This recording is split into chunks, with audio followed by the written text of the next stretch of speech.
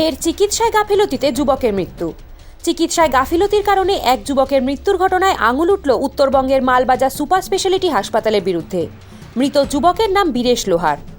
জানা গেছে মঙ্গলবার রাত 9:30 নাগাদ বীরেশকে গলায় ব্যথার কারণে নিয়ে যাওয়া হয় মালবাজার সুপার স্পেশালিটি হাসপাতালের এমার্জেন্সি বিভাগে।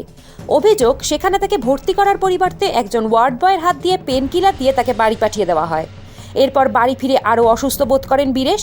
তাকে তড়িঘড়ি আবার হাসপাতালে নিয়ে যাওয়া হলে চিকিৎসকেরা তাকে মৃত ঘোষণা করেন। এরপরই তীব্র উত্তেজনা ছড়ায় সেখানকার রামকৃষ্ণ কলোনি এলাকায়।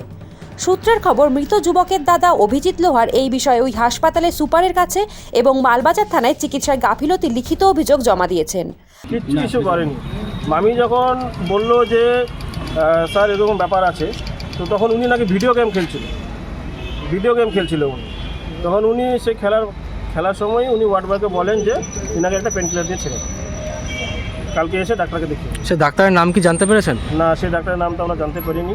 তো সেই কারণেই আমরা এখন লিখিত অভিযোগ দিচ্ছি থানায়। ঠিক আছে, যে এটা আমরা ন্যায় বিচার চাই। হাসপাতালের তরফ থেকে জানানো হয়েছে, ময়নাতদন্তের রিপোর্ট হাতে না আসা পর্যন্ত ওই যুবকের মৃত্যুর কারণ জানা যাবে না। তবে ওই যুবকের পরিবারের করা অভিযোগের ভিত্তিতে তদন্ত করবে হাসপাতাল কর্তৃপক্ষ। Bureau report, EBN network.